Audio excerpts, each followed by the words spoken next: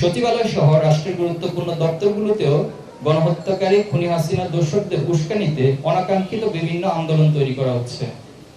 বিচার কাজে দীর্ঘসূত্রিতা, মামলা বাণিজ্যের মাধ্যমে আসামিদের জামিনে মুক্তি দেওয়া এবং কোনো কোনো ক্ষেত্রে আওয়ামী খুনিদের পুনর্বাসনের প্রক্রিয়াও চলছে।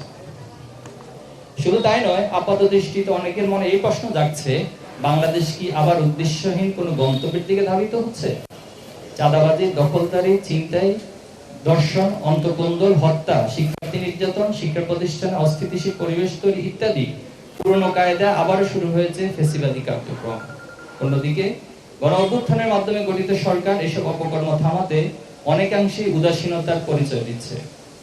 জুলাই সহ বিগত 16 বছরে আওয়ামী সন্ত্রাসের শিকার শহীদ পরিবার, আহত ও পঙ্গুত্ব বরণকারীদের বিষয়ে আশানুরূপ রাষ্ট্রীয় উদ্যোগ চোখে পড়ছে না।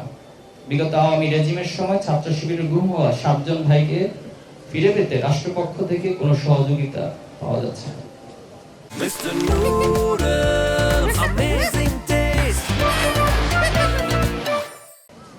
সম্মানিত সাংবাদিকবৃন্দ, জুলাইয়ের 1 বছর পূর্ণ হতে যাচ্ছে, অথচ জুলাই সনদ ঘোষণা করতে পারেনি সরকার। এটাকে আমরা সরকারের ব্যর্থতার অংশ মনে করছি। জুলাই জাগরণ, নব উদ্যমে বিনির্মাণ এই প্রতিপাদ্যকে সামনে রেখে জুলাই অভ্যুত্থানের বর্ষপূর্তি উপলক্ষে 36 দিন ব্যাপী কর্মসূচি ঘোষণা করছি। 1. সেমিনার, সিম্পোজিয়াম, রিসার্চ কনফারেন্স, আলোচনা সভা ও দোয়া অনুষ্ঠানের আয়োজন। 2. শহীদের কবর জিয়ারত, শহীদ পরিবার, আহতদের সাথে সাক্ষাৎ ও মত বিনিময়। 3.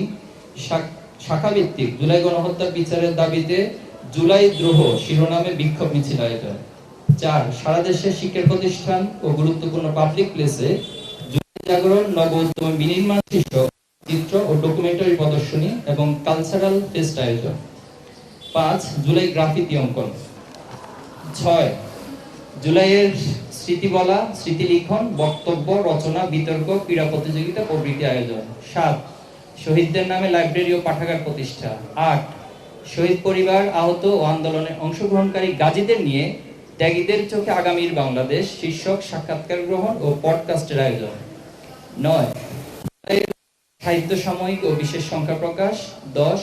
জুলাই স্মৃতি লিখন প্রতিযোগিতার পুরস্কার প্রদান ও জুলাই প্রকাশনার মোড়ক উন্মোচন ও প্রদর্শনী। 11. থিঙ্ক ব্যাক টু 36 জুলাই শিরোনামে 36 দিনব্যাপী অনলাইন ক্যাম্পেইন। সম্মানিত সাংবাদিকবৃন্দ, জুলাই অভ্যুত্থানের মধ্য দিয়ে ছাত্র সমাজ কেবল স্বৈরাচারের অবসান ঘটায়নি, তারা জাতির সামনে একটি নতুন বাংলাদেশ বিনির্মাণের স্বপ্ন তুলে ধরেছে। স্বৈরাচার পতনের পর একটি নতুন রাজনৈতিক বাস্তবতা, শিক্ষার্থীদের আকাঙ্ক্ষা বাস্তবায়নে বিশ্ববিদ্যালয়গুলোতে ছাত্র সংসদ নির্বাচন এখন সময়ের দাবি। বিশ্ববিদ্যালয়গুলোতে প্রশাসন ছাত্র সংসদ নির্বাচনের আয়োজন করতে আগ্রহ দেখালেও একটি গোষ্ঠী নির্বাচনকে বানচাল রকম ষড়যন্ত্র করছে। বিভিন্ন ক্যাম্পাসে ককটেল বিস্ফোরণ, ভয়ভীতি প্রদর্শন সহ অস্থিতিশীল পরিস্থিতি তৈরির চেষ্টা করছে। অনেক ক্ষেত্রে বিশ্ববিদ্যালয় প্রশাসনও অদৃশ্য ইশারা নির্বাচন দিতে গড়িমসি করছে, যা অত্যন্ত আশঙ্কাজনক। আমরা স্পষ্ট ভাষায় বলতে চাই, ছাত্র সংসদ নির্বাচন বানচালের চেষ্টা ফ্যাসিবাদী আচরণের বহিঃপ্রকাশ, যা দেশপ্রেমিক সচেতন ছাত্র সমাজ কখনোই মেনে নেবে না। আমরা অতি দ্রুত সকল ক্যাম্পাসে ছাত্র সংসদ নির্বাচনের সুস্পষ্ট রোডম্যাপ ঘোষণা এবং তার আলোকে কার্যকর পদক্ষেপ গ্রহণের জন্য জোর দাবি জানাচ্ছি।